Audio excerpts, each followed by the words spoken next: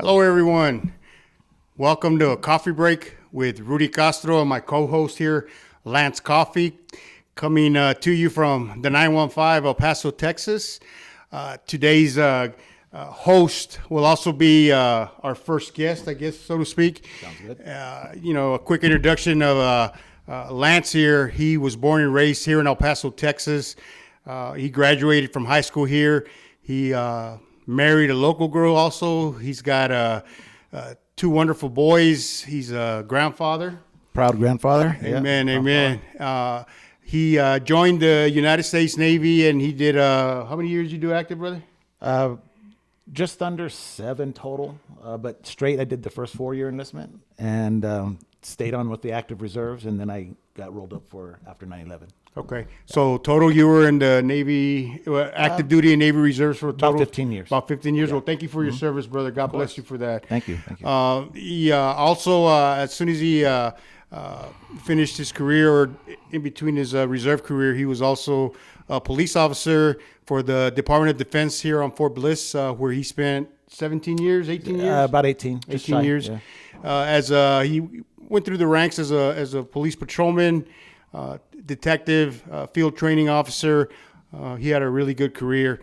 So that's his background, with a short little background. Today's topic, we really wanted to talk on or speak about the unaccompanied minor crisis that happened in, 2020? 2021, I think. Yeah, it was during COVID? Yeah, during the COVID. Yeah, that's when the immigration crisis started to get really, really bad. And here in El Paso, we had even before then, before the crisis started, the COVID and the immigration crisis, probably about 2 years prior, we started receiving unaccompanied minors, if I'm not mistaken, right? Yeah, that sounds right. In smaller quantities, but in 2020, 2021 is when it really took off. Yeah. And we had a lot of unaccompanied minors here that Border Patrol, or that would turn themselves into Border Patrol, and then Border Patrol would house them, right, at different locations. So that's what the topic's going to be about today. Here recently, there's been 3 adult males that have died in custody. Yes. And, it's with everything going on in the country and everything going around the world, I think this is a topic that we need to speak about. Yeah, They make it seem, again, I'm not either pro or against, I just, what I am for is the humane treatment of human beings. Correct. Especially our children. Yeah. So with that, if you want to start with your story, Lance, if you want to tell us a little bit about the camp, how, if I can prompt you, and how, you got hired, what was the hiring process like? Okay. And then we'll start from there. And if you don't mind, I'll ask you a couple questions from here and there. Okay. Go ahead. All right. So first off, just so you know, I'm not going to name company names or anything like that. Correct. This was done through contractors. Right. Okay. Okay. Now, the actual camp consisted, when it first started, it consisted of about 7 of those real big white tents. I'm sure you've seen them off Montana and off the 601. You can see them actually on Fort Bliss. Yes. So basically like military style tents, like they would use for mess halls and all that, the really big white ones, right? Yeah. Okay. And when they first started, I got in, I think it was towards the end of January of 2020. Okay.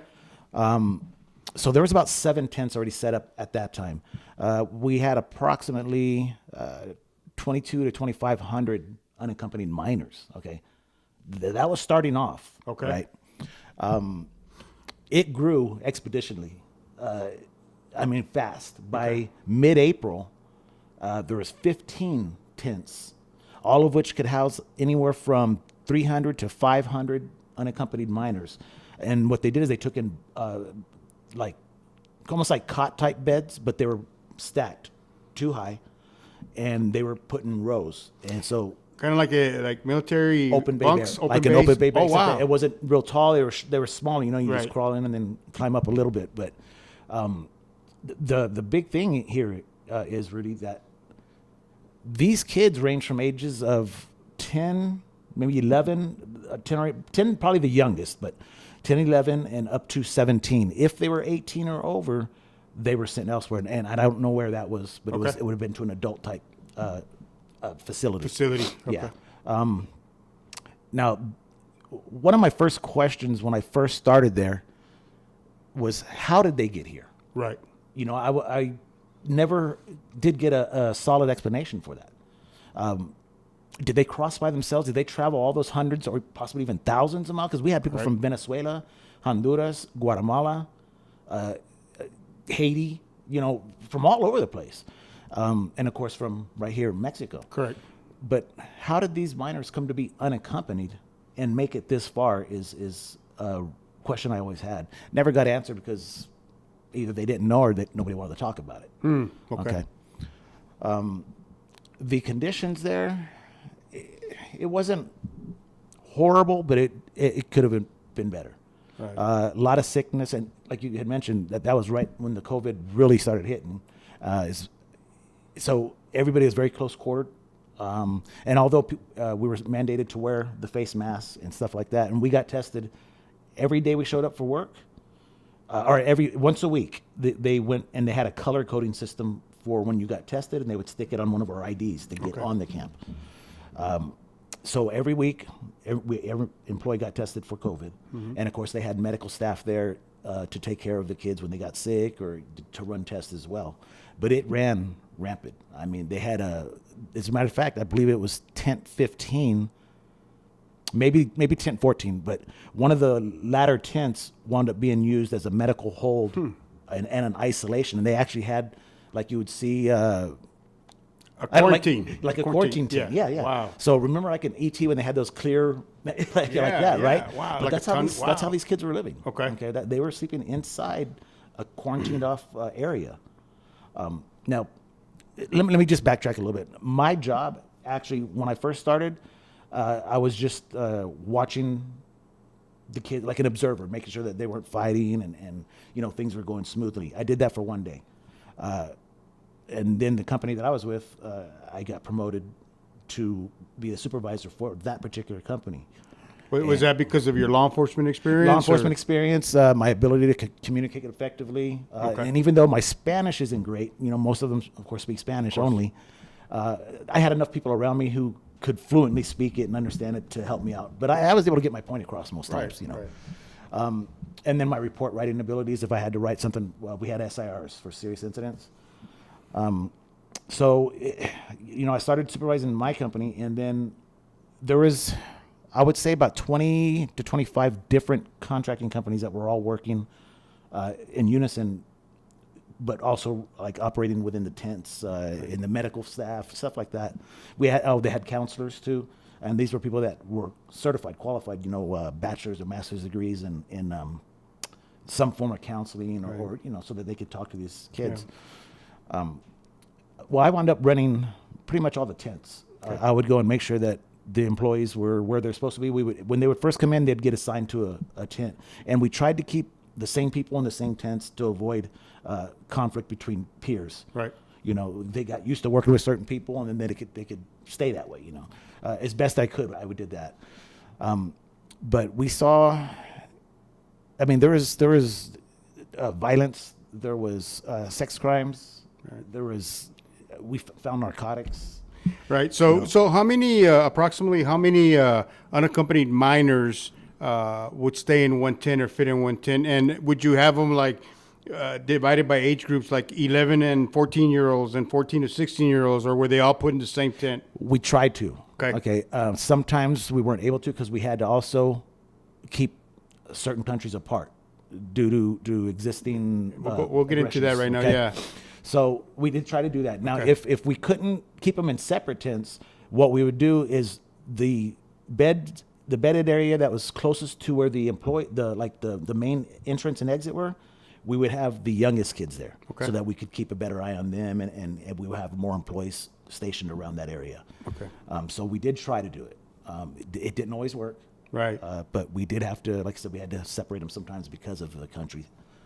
And different things. So again, how many would fit per tent? Well, earlier I said about 500.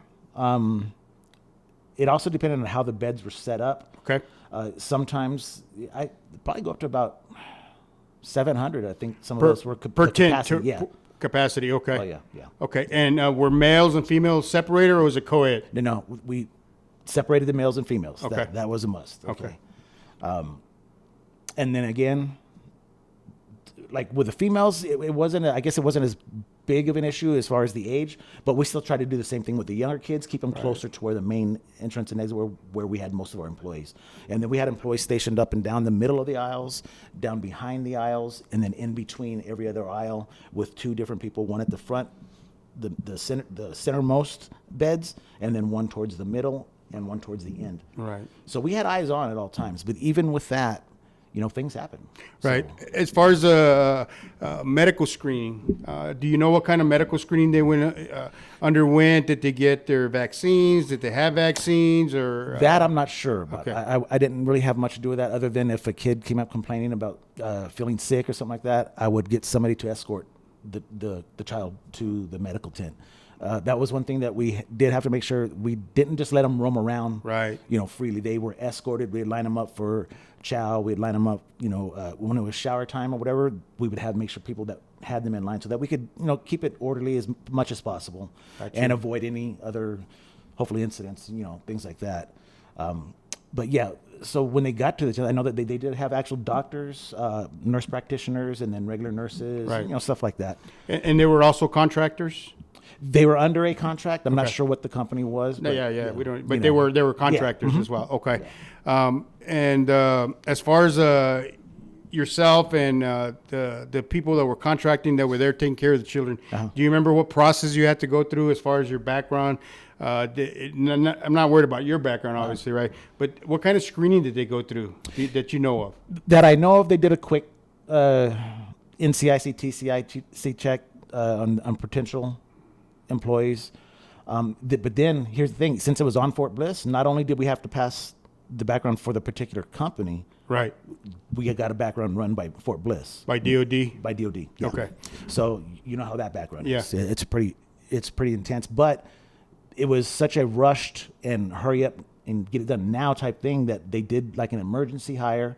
So that, I guess, because I got on quick. They ran my name, everything came back good, and I got in. Right.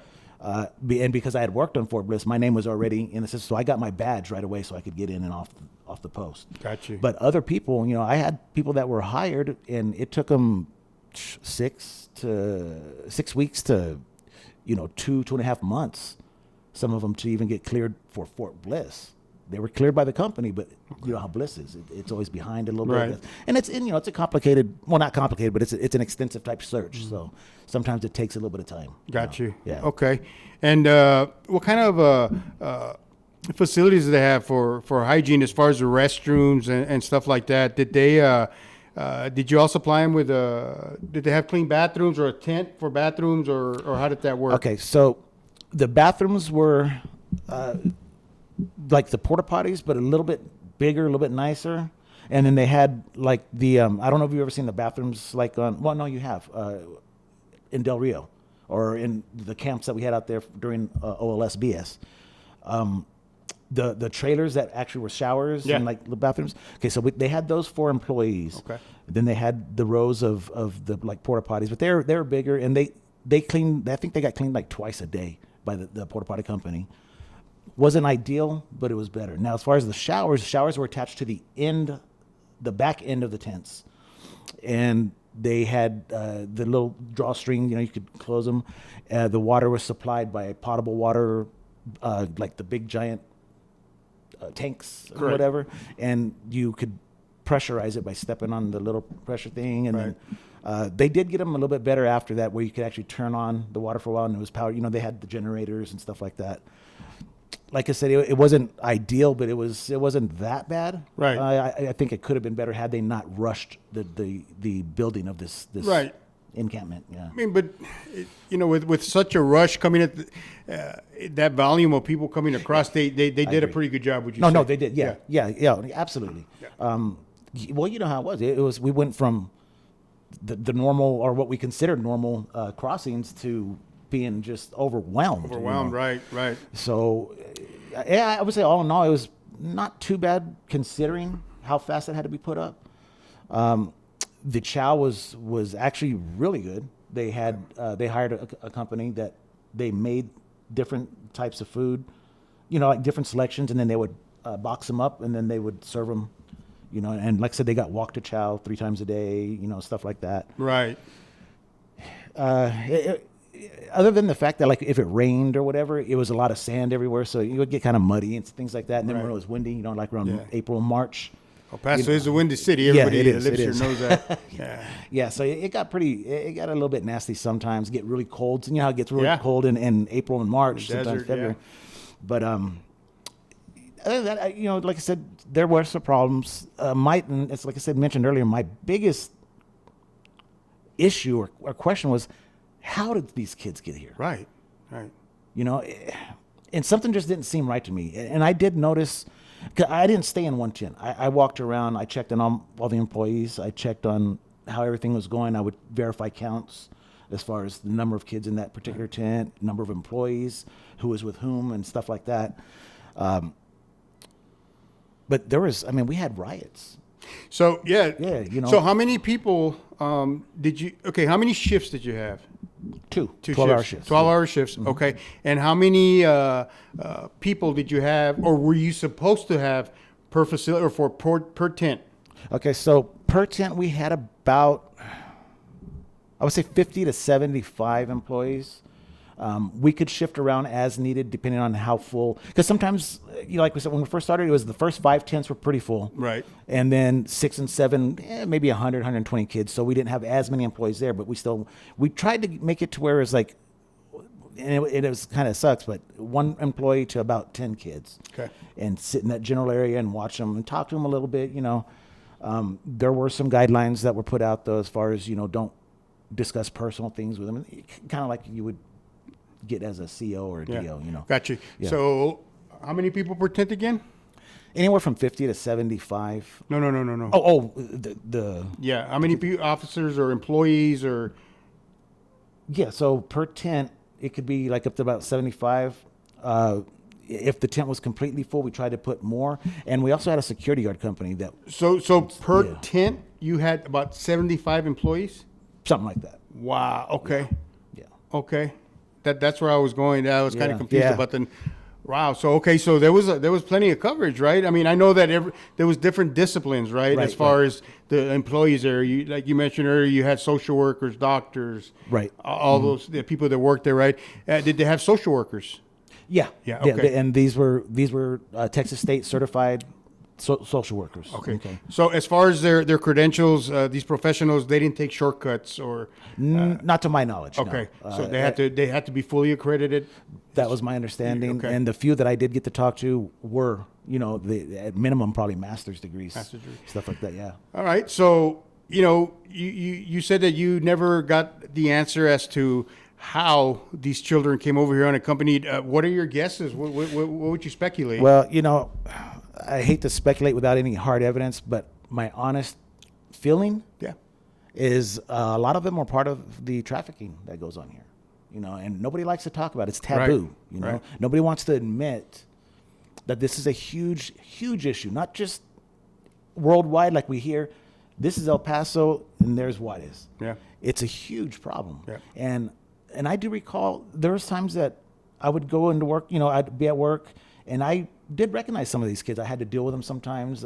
They had problems or whatever, and they would ask for a supervisor because they weren't getting their answer from the employees, Right. or something like that. And I would try to accommodate and do as best I could to solve whatever the issue was, or de-escalate any kind of problems that were going on. And there was quite a few. But I started noticing that I wasn't seeing kids that I had recognized because I had dealt with them so many times. Mm-hmm. And what I mean by that is, like, I would get in one day and then all of a sudden it kind of hit me, like, I'd be looking around and say, hey, what happened to so-and-so? You know, oh, they're gone. I said, what do you mean they're gone? I just came in, they were gone. You know, no.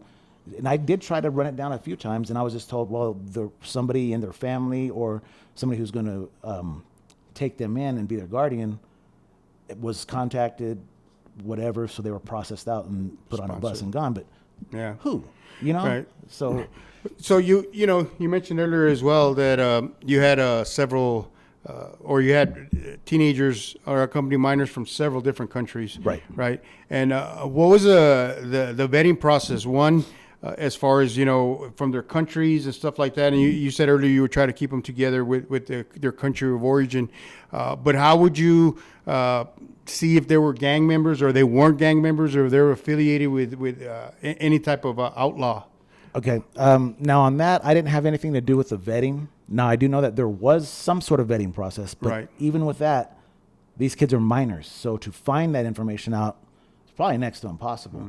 Now you mentioned gang members. We had a lot. And it was, and I'm talking the 14, 15-year-old kids.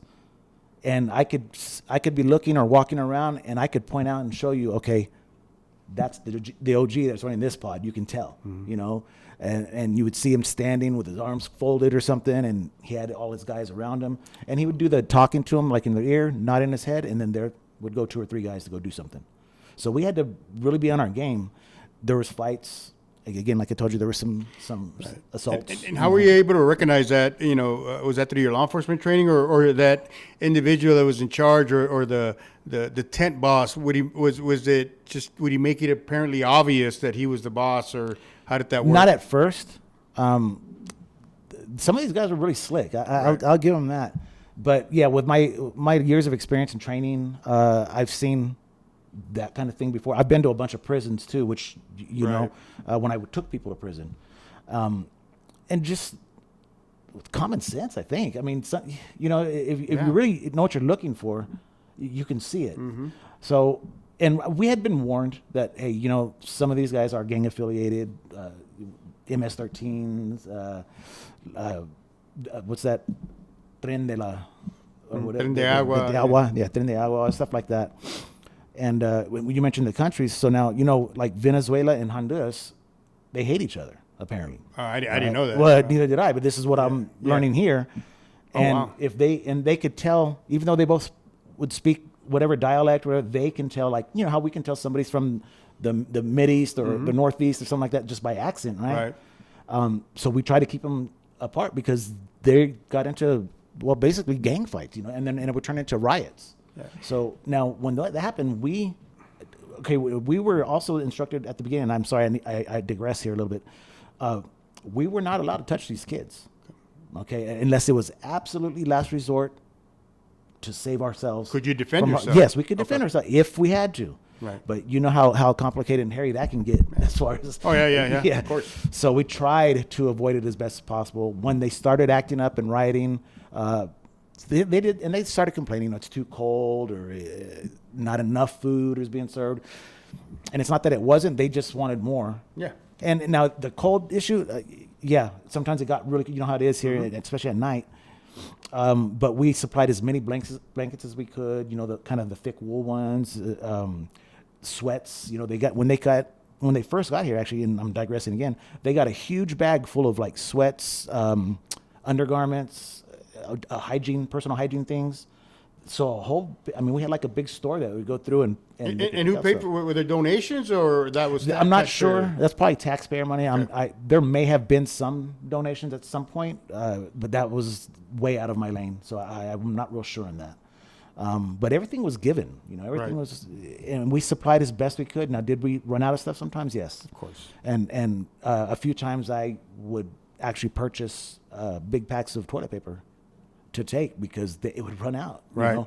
And we would have, they'd say, we're not going to get another delivery till next week. And I was like, that's kind of the wrong answer. So I would dip into my own pocket to do that because that's unsatisfying. Of course, yeah. Sanitary. So, but again, back to what I was saying, there were complaints, which there's always going to be. It wasn't ideal. It wasn't perfect, but for how fast it was and how many kids were coming on a daily, we were getting anywhere from 700 to 13 to 1,500 kids a day. Oh, goodness gracious! All being bussed in from who knows where and how. Again, we did as best we could.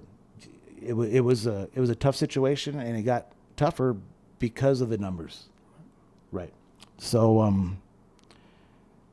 well, that's about it. I mean, I can't go into too much detail, but bad things did happen. Now you said that there was riots and stuff. Did any of these kids end up going to the hospital? Did any of them get stabbed or seriously injured? I understand that there was fights and stuff, but was it really violent? Or? There were some that got pretty injured. There was ambulances were in and out all day, every day. Yeah. Kids would get taken, and for various reasons, not just from the violence Right. or whatever. But as far as the stabbing and things like that, we were pretty observant of that, make sure that they didn't have even the nail clippers. We tried to make sure that things like that we did checks. Okay, we were allowed to do that because we didn't want anything like that to happen. But there was Right. rocks all over the place. Big enough rocks is a weapon too. Oh, of So, course. but there were some incidents. How about any assaults on staff or? Yeah. Oh yeah. Yeah. There was quite a few of those. Was it a frequent type of situation or? Not I wouldn't say super frequent. I worked the night shift, so I would get in usually around 1900 and work until 07 or 09, somewhere around there.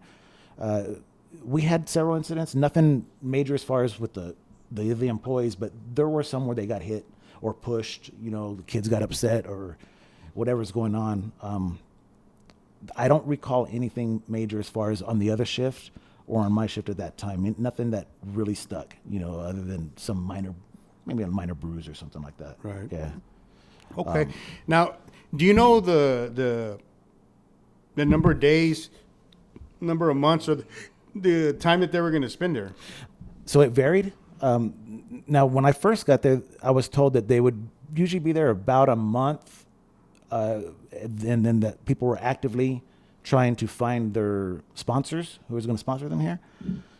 But there was kids that were there from day one that I saw all the way up until the end of May, that because they weren't able to contact somebody or whatever. And now what happened to them after that? I don't know. I was going to ask you. I don't know. That was another part of something didn't sit right with me, Rudy. Yeah. I wish I had video proof or something like that. We were forbidden from taking video or pictures or anything like that, which understandably, because these are minors. Okay. But I don't know what happened after. I honestly don't. Do you know, I mean, as far as you can recollect, do you recollect any of these kids looking or being or scared? Did they look like they were terrified or? Yes. What was? Yes, absolutely. And as a matter of fact, if I can get this person that worked with me to come on, we can interview her briefly. She was approached by a young girl who something wasn't right with her. The way her mannerisms, I guess, something. But anyway, this person I'm speaking of, she came to me and said, you might want to talk with this person. She goes, something doesn't seem right. And I said, well, what do you mean? She goes, well, she's acting like someone who's been a victim of sexual assault. And how does she know this? She herself was a victim as a young child. So It's unfortunate. it's unfortunate, but I guess she could kind of recognize certain behaviors, course, right? of Well, course. long story short, this girl did open up to her and told her the wildest story. Okay, I wasn't able to ever verify, confirm anything like that, but the story was that she, in fact, was taken from her family and brought over here against her will, and she was sexually assaulted not only by the people who were transporting, but by other kids. Okay, this is her story now. She did seem pretty traumatized. She was definitely timid and hypervigilant, which is understandable. Every little thing, every noise, she would jump, and she ended up getting pretty sick. I think she got pneumonia or something like that, and she had to go to the hospital. Now, when the kids went to the hospital, and I didn't mention this earlier, and I apologize for that, we would send, depending on how many kids were going, usually it was one per ambulance, but we would send one of our employees to accompany them at the hospital to speak on their behalf as a minor. And we had a paper, everything that was signed and all that, stating that this person is in charge of this kid for right now. And they had to stay with that child throughout the exam and stuff like that. And it would be female with female and male with male. Okay. So this particular girl that I'm speaking about, who had made these allegations or said that this happened. Outcry. Outcry, there you go. She wound up getting sick, so I sent the other female that I was talking about previously with her. And that's when she actually got more information on that. Again, I couldn't verify anything. I don't know. But I do know one thing. About a week and a half later, she was gone. Okay. I don't know if because she had raised the stink about this or had started mentioning it, but she was gone. Yeah, I'd love to interview that person. If we can set it up, Lance, that would be, I'd like to hear it from her. I know you have trust and belief in what she told you, and I'm sure it's true. But yeah, I mean, without that person, it's kind of third party information. So yeah, for us to confirm it, not to confirm it, just to hear from her, and see what happened in there, because those reports, there was a lot of reports of that. Yeah. That they were doing it again. Why? Our government or the people, especially, that's why I asked earlier, they had social workers there. I wonder those concerns are ever brought up to them, and what the social workers or what the system did to vet the people that they were going to, that they're sponsors, or if they even did it. Unfortunately, I don't know all those answers. What I was told was everything was being done to find the sponsors and that the vetting process was being conducted. Now, I do know that these incidents or these allegations were pushed forward to the counselors. I did that myself and said, look, this is what I heard. I don't know how true this is, or why would somebody make something up like that bad? I mean, you know what I'm saying? So I felt for these kids. I really did. But I would push it up to the social workers, and they would when they would send down a request to see a specific child, we had roster listings of which tent, which row, which bed, Alpha Bravo, row 2 or whatever. There was a system to it so that we could actually find the kid that we're looking for. A lot of them had the same names, it's the Hispanic or Latino type names. So we had to go based on pictures too. We had pictures that were taken of their face for their little IDs, stuff like that. So we'd go down and we'd try to track these kids down as best we could. Sometimes never found them. Wow. So, what as far as you can recall, what was the average stay for the minors, for the unaccompanied minors? Just roughly. At least a month. Okay. At least. And like I said, some of them were there from day one all the way through. I understand. Left. Yeah. And now, a lot of them, you said that they were unaccompanied minors. Did you ever discover any of them being actual adults? We did. You did? There were a few that when their background was finished, it came out that they were 18, 19. And then at that point, they would be they would send us a list and say, hey, we need to see this person or whatever, and gather their stuff, and then they would be taken to an adult camp, is what I was told. Okay. I don't know which one. I don't know how, but they were removed. So, as many police officers, law enforcement officers, they say that you get a particular a feeling, or what we call a sixth sense. Sixth sense, yeah. When you were in there, I know numbers of times you told me that some of the people that were overall in charge, that were overall in charge of you, that you didn't get a very good feeling off of them, or you felt that they were doing something sketchy.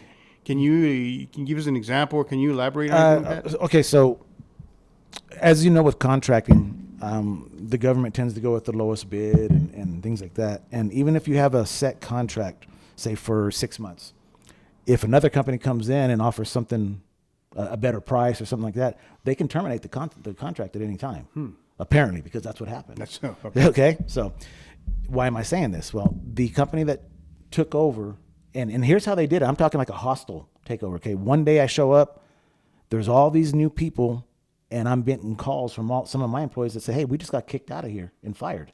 I was like, by whom? And then they told me. So I actually contacted the person in charge of this company that was there and pulled him aside to speak to him and find out what's going on. And I was advised that they now have the contract as the senior contract company there. So they were getting rid of whomever they wanted and bringing in their own people.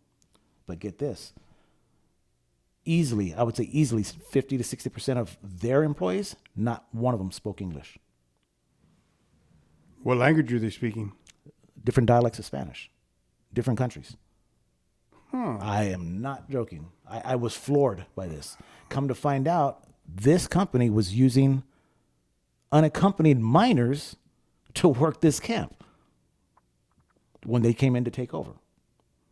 Minors? Minors. Some of them were of age, but there's no way that some of these kids were 18. And when I tried to speak to them, they were told not to speak to anybody not with their company. But sixth sense, spidey sense, whatever you want to call it, something wasn't right. So long story short on that, I wound up leaving there around the end of May, beginning of June.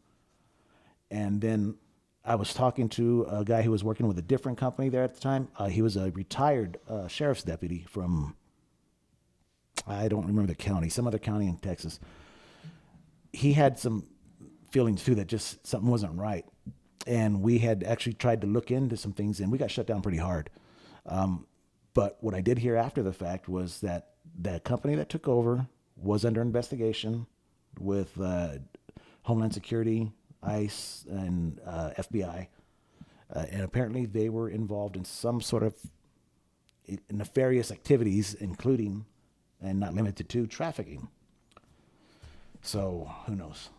You know, there's information out there that the U.S. government is missing something like 300,000 kids since it started. I believe it. Of where, you know, they don't know where they went. They don't know, you know. And again, you know, while you were there, you never, you know, realized. Would anybody come and pick them up? Like their sponsors or relatives? No. Or did that company take them to the airport, to the bus station and ship them out? Or did any of your employees actually escort them from the facility to their final destination? No, sir. So you just, like you were saying, one day you'd be talking to Juanito. Uh-huh. You'd be talking to him and everything was, and then you come back the next day and you're like, hey, where's Juanito? And nobody knew. Yeah. And but you work nights. Did that ever happen where they pulled anybody out during the night? We had a few that were pulled out during the night and prepared to get on a bus. Now, it was buses, and they were nice buses, like, you know, the big Greyhounds or Trailways or something like that, but the nicer buses. But again, because that wasn't in my lane, I was never given too much information. But I was just told we found their sponsor or whatever, and everything's good to go. So they're being processed out, and they're going to go by bus or by plane or whatever. Right. So they did. That's what I was told. Now, sometimes, like I said, they're just gone, and I didn't never get an answer. Well, you know, but it wasn't my lane. I couldn't actually go any further. There were certain areas that we weren't allowed to go to. You know. So you're restricted by our badge. So I did have a lot of access, but not complete access. You know, but other than that, I really don't know what happened. I don't even know what happened when the camp shut down. That was my next question. So is the camp still active? You said no, it shut down, right? That's what I understand. And honestly, when I pass by on the 601, I don't see those tents there anymore. You used to be able to see them right off the 601. I think I did see them. Okay. There's some tents. Those are ones before that wasn't part of the camp. Right. This camp was a little bit further back. Yeah, those are military. Military style tents. Yeah. Okay, but the ones that are still there are for military personnel. They're not. That's what I understand. Right. Now I've been on base a few times, and I have been around that general area where the camp was set up before. Now there's still a few tents, but there's no activity. I see. So I guess I don't know if it got moved or got shut down, or if all the kids found their sponsors. Mm-hmm. You know, prior to the immigration crisis, or when people started coming in really big numbers, I had a friend that worked there when they first started coming in. I venture to say about 2016, 2017 is when they started coming unaccompanied minors, not in the numbers that you know in 2020 when you were working there, you know, that person, I'm not going to mention the name or the gender, but that person told me that a lot of the unaccompanied minors that this person was dealing with had a sexual transmitted diseases. A lot of them did. Yeah.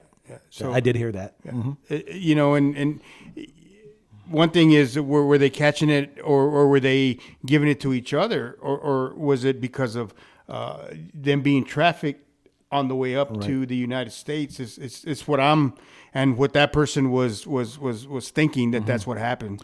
There were a few times where some of the minors were caught sneaking around with members of the opposite sex. So it could have been that. Could have been the other thing.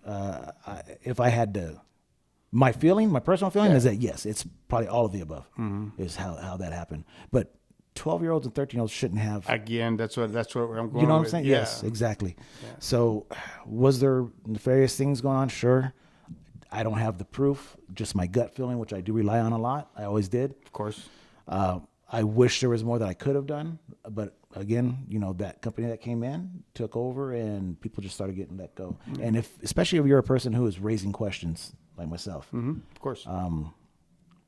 we tried to get an investigation going earlier on, me and this particular person, and it just got shot down. But then later on, after the fact, is when I heard, they actually did finally conduct an investigation. So, and this person back in the day, one of the things that this person was telling me is that 99.9% of them, and at that time they had mainly unaccompanied minors from El Salvador and Honduras. Yeah. Mm-hmm. And what this person was telling me is that none of them had heard the gospel, had never heard about Christianity or Jesus Christ. Okay. Do you remember that? Or I can't comment on that. I don't recall that. Man, did I even see? She said, obviously she said that nobody, they had no knowledge of the gospel. They were very, very secular individuals. Yeah. And the reason why I'm going with that, Lance, is that, I believe that all this has nefarious or demonic, influences. I think that everything that's going on right now, and these children are being used, for sacrifice for the enemy, right. In one way or another. Yeah, I see what you're saying. Now that you mentioned that, I'm thinking about it, I don't even recall if there was Bibles available. That's where I'm going with that. I'm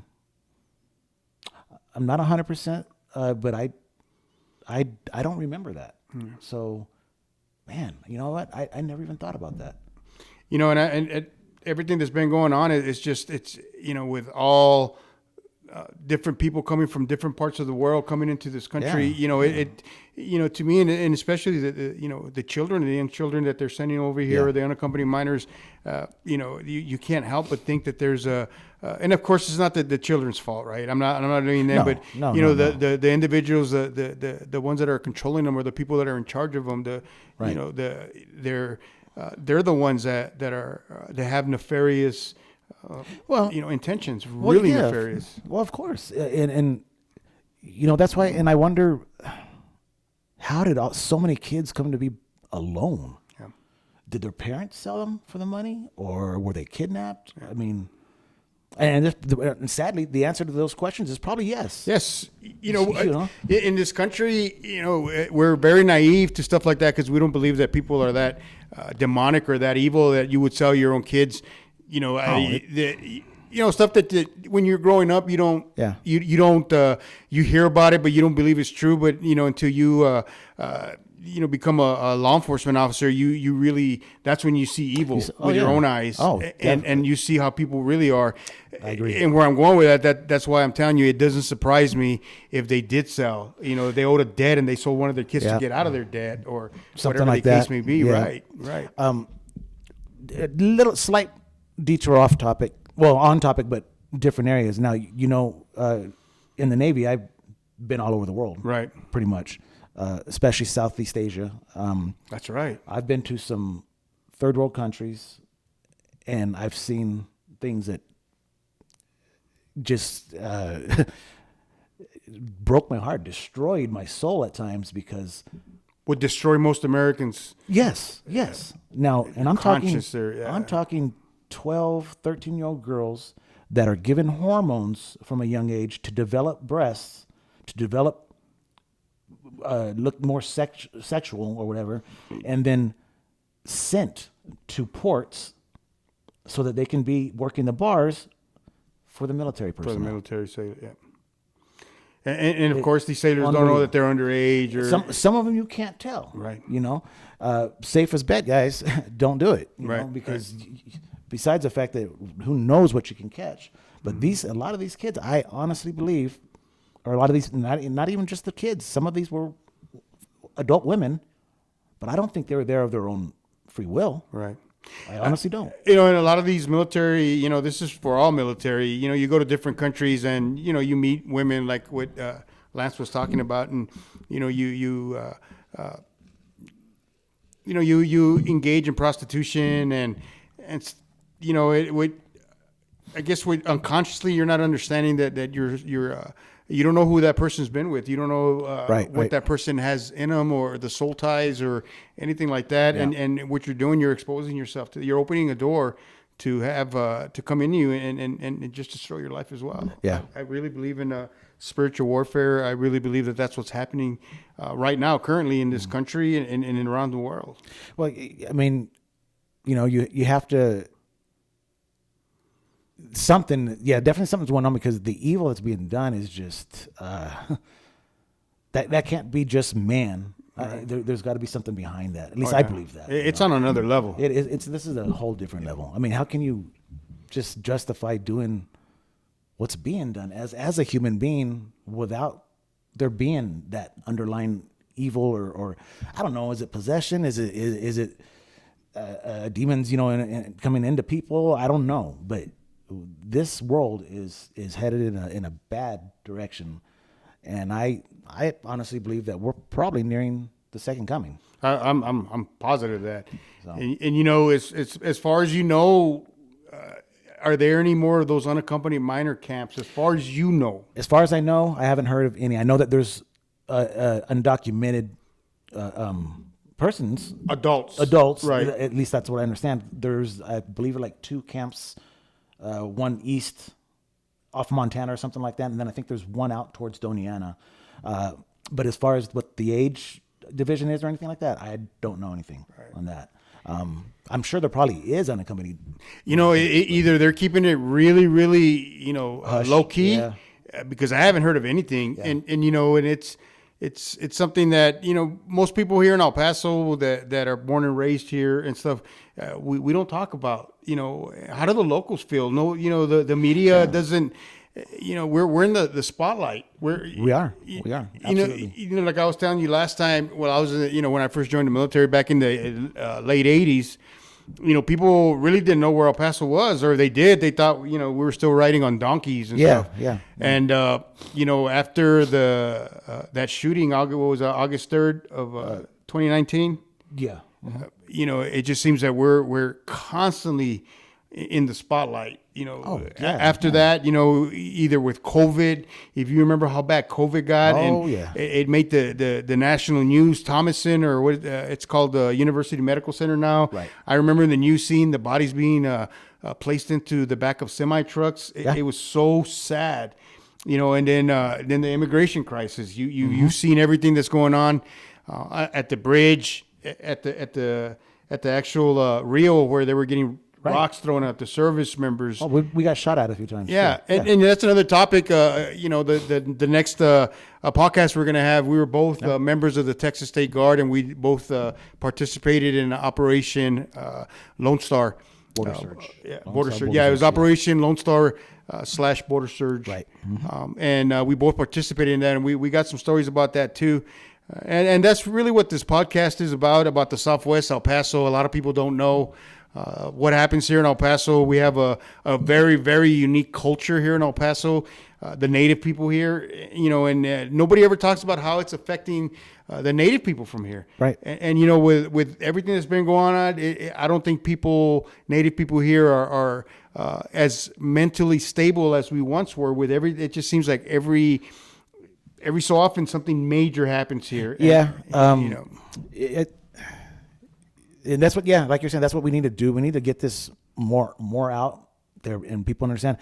El Paso is a main hub for all kinds of illegal activity. Yeah. Drugs, weapons, people human trafficking, smuggling, all that stuff. Mm-hmm. And we feed pretty much the northeast, or from central probably, like Midwest or Mid-East of the United States. Of the the I-10. That's the narcotics highway. Yeah, right. Yeah. And as being a pastor, I've been through I've been to classes when it comes to child trafficking. Oh, okay. And one thing they told us, there was this amazing couple that we met that they're from El Paso. They sold their house, bought an RV.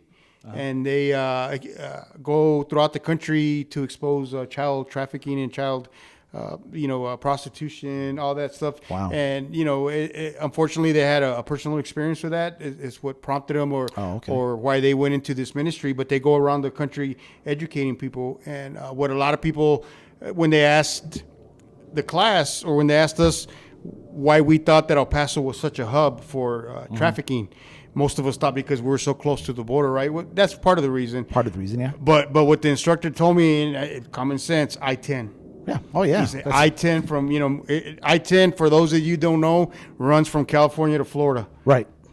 So they're like, at any truck stop, you'll see Yep. younger age girls. And, I've never noticed that, and we have so many truck stops here Oh, we in El do. Paso. Yeah. And here in El Paso, and then once you start getting down the road, there's Las Cruces. or even east. Alamogordo, yeah. Oh, yeah. It's ridiculous. Yeah. And, but to the untrained eye, you're not looking Right. for it. You're not but looking it's for it. happening right underneath our nose. And I think these people that are in charge of doing this, the people that are in control, they do that on purpose to try to keep as low profile course. as possible. Well, why would you want to mess up your business? Exactly. Or, why bring attention to it? But we have to. Yeah. Ladies and gentlemen, we need to open our eyes. We need to get more information, educate ourselves, and see if we can't help stop this kind of thing. Yeah.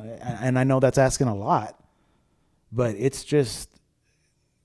a major problem.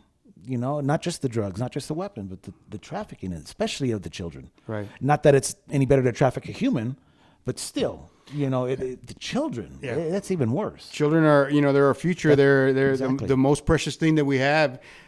And that's being, the next generation is being destroyed. Right. Right. Exactly. And we're seeing it in different countries right now, third world countries, but it's in our backyard. And I'd even venture to say now it's here. It's here. I concur 100% on that. And and it's the enemy, the devil, whatever you want to call him, is having his way here in this country, and he's destroying our culture, our way of life. The way that me and you grew up is completely different now, and even here in El Paso, it's completely different.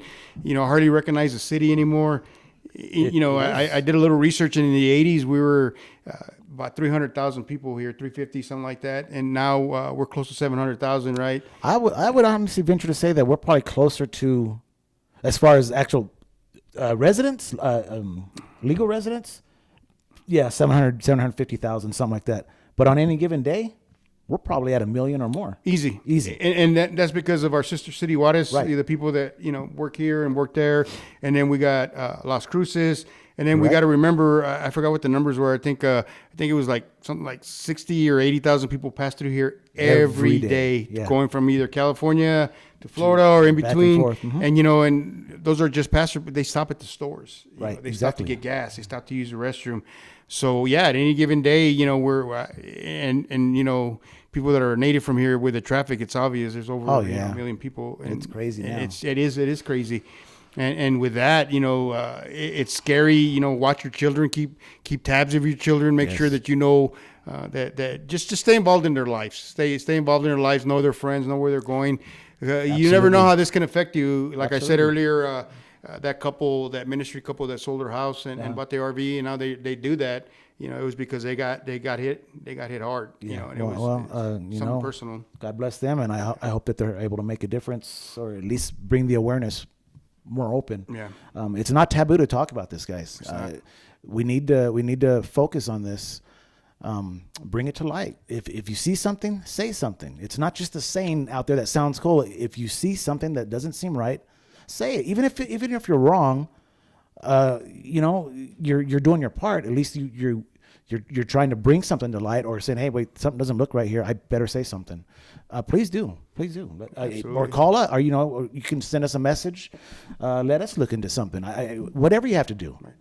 Yeah, if you'd like to send us a message so we can take a look at something. We both have investigative experience. Correct. We were both detectives at one time.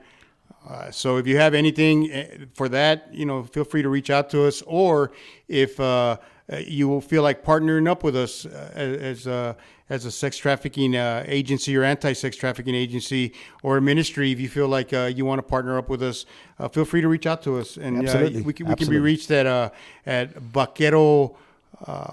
It's Vaquero, or Yeshua's Vaquero Fellowship and .org. You can reach us there, or you can also reach us at vaquerofellowship@gmail.com. Yeah, there you go. So either way, you can reach out to us. We'll respond, and we'll go from there, man. Absolutely. And again, Lance, thank you for your time. Thank you for everything. My pleasure. Thank you for your service, and thank you for what you shared about those camps. They're gone, and I think that, or for the most part, as far as we know, they're gone, and for most people, it's out of their mind. Right. But I often think about what happened to those children. I do. I really wonder. But hey, it was my pleasure. I look forward to co-hosting with you, and hey, maybe we'll make a difference. Hey, you never know. But until next time, guys, Lance Coffey.